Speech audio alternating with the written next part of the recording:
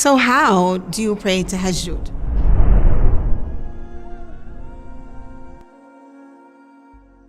How is it different than any other prayer? Well, first of all, let's talk about timing. We know that qiyam al-layl and tahajjud are kind of interchangeable words. Usually, if you pray it after Isha, so right now we're talking about the time between Salat al-Isha and Salat al-Fajr. This is the nighttime, between the nighttime prayer and the morning prayer. Now, if you pray before you sleep, we usually call this qiyam al-layl.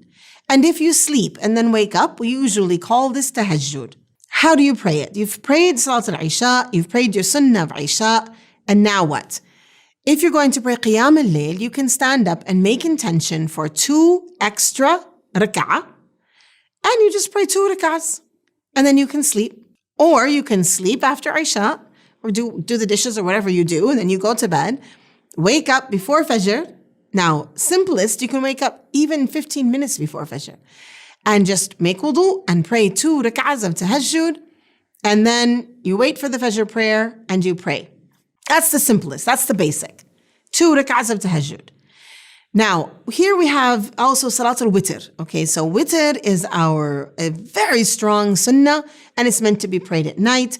So the next step we can say is we're going to wake up just a tiny bit earlier, pray 2 rak'ahs of sunnat al-tahajjud, and then pray Witr, depending on if you're praying at which madhab you're praying. You're going to pray all 3 rak'ahs together, or 2 and then 1. Now, what else can we do at night? Of course, first of all, what has the Prophet ﷺ told us about the numbers of rak'ahs to pray at night? We have many different narrations that talk about the number of rak'ahs. Abdullah ibn Umar radiallahu anhu tells us that the Prophet ﷺ would pray 11 rak'ahs, so that's 8 plus 3, which is the 8 rak'ahs of tahajjud plus 3 of witr, 8 being 2, 2, 2, 2. Now, mind you, the prayer of the Prophet ﷺ was not the prayer of your regular Ahmad or Tala. It was a prayer that was long and extended. So we don't need to hold ourselves to 8 rak'ahs. What we need to think about is the time at night that we want to pray. And I really want to emphasize thinking about habit growing. So think about, I'm going to do 2 rak'ahs. I'm going to start with 2, then I'm going to do 4, and then I'm going to do 6, and then I'm going to do 8. Now, maybe I'm doing 8. Maybe now I want to expand each of these rak'ahs and make each one longer. Maybe I'll just do 4, but I'll make them longer. Or maybe I'll do something else. Here are a few ideas of things to do at night. Our community, one of the things that our community is struggling with is missed prayers. Many, many, many Muslims today, unfortunately, have a lot of fard prayers that we have missed. One really beautiful way to use the night is to make up your fard prayers. So to say, well, you know what, when I was 14, I should have been praying, but I wasn't. When I was 15, I should have been praying when I wasn't. I'm just going to do what I can to make up these prayers. Now, for some people, they get really serious about it. They print out a paper and they start marking off the prayers so that they can reach a point where all these prayers are made up. And they do it at night. That's a time when things are quiet.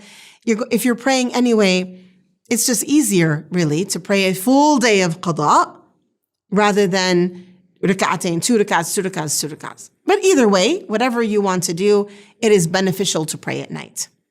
Now, what should these rak'ahs look like?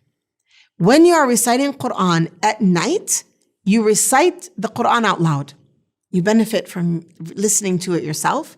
Your recitation improves, and maybe you'll be like Usayd radiallahu anhu, where the angels are coming down and listening to your recitation. Now, of course, I know that not everyone's Quran memorization is good enough to be able to do this at night. So in the Shafi'i madhab, you can set the mushaf in front of you you can get a music stand, a cheap music stand from anywhere really.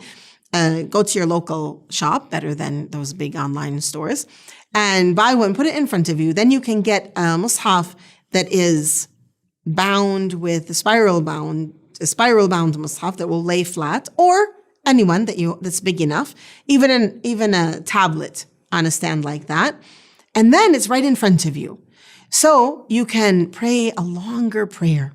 You can pray a whole page or 2 pages in that rak'ah, where you're slowly meditating and thinking about these verses, listening to the verses as they enter into your heart, and spending time. And remember what Hudhayfa radiallahu anhu told us about the prayer of the Prophet ﷺ, that the standing was equal in time to the ruku', was equal in time to the sujood, to the movements of the prayer. Think about that, especially at tahajjud. I know that when we're busy in the day, sometimes our dhuhr prayer might be really quick. Oh, got to run off to that meeting. Or maybe asr, you have to go and cook dinner. Or maybe at maghrib, you have bedtime things going on with the children, or a Zoom meeting or something that's nagging at you. But at night, even WhatsApp stops working. Well, for the most part. Here is a time to have a balanced prayer, to recite, to settle in your ruku', settle in your sujood. And one other really important part of tahajjud is dua.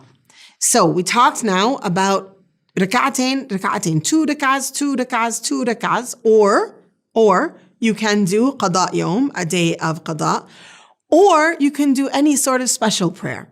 So I'm just going to list some special prayers that you might be able to think about. And this is something fun. Make tahajjud interesting for yourself. If you're a person who's not in love with routine, do something different every night. One night you can do qada yawm. One night you can do 8 rak'ahs. One night do 2 rak'ahs reciting Surah Al-Baqarah, for example. One night maybe you can do Salat al-Tasabih.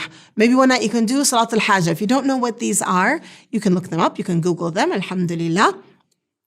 Or look them up in your fiqh book.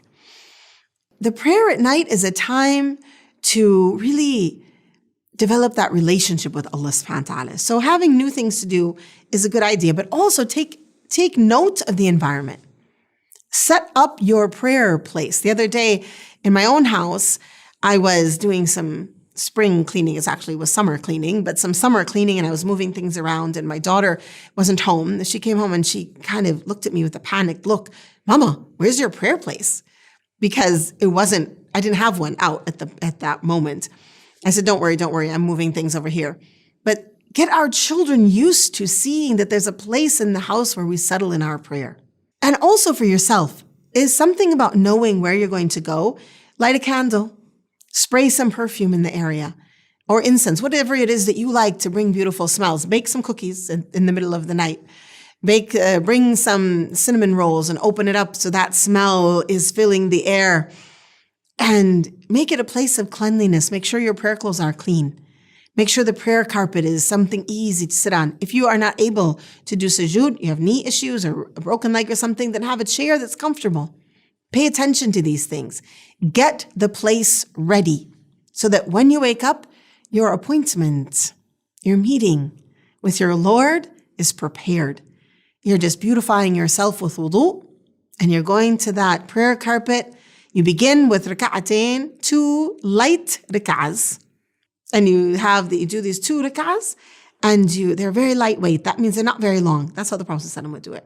And then the next ones are longer. You've warmed up, just like exercise of the heart, exercise of the spirit. You've warmed up, and then you extend that, and then you sit and make dua. And if you're a person who can't think about what to make dua for, make notes during the day and set that next to you so that you can look at it and remember to make dua for me. Remember to make dua for our ummah. Remember to make dua for your children, your family, for all of the people that you know and don't know. That Allah subhanahu wa ta'ala will guide, support, help, cure, send His mercy down, forgive all of those that we love, and those that are close to us and those who are far. And make tahajjud and pray for ourselves that we make tahajjud a habit for us, that prayer becomes the thing we long for and hope for and enjoy deeply. Allahumma salli wa sallam wa barik ala Sayyidina wa Nabiyyina Muhammad walhamdulillahi rabbil alameen.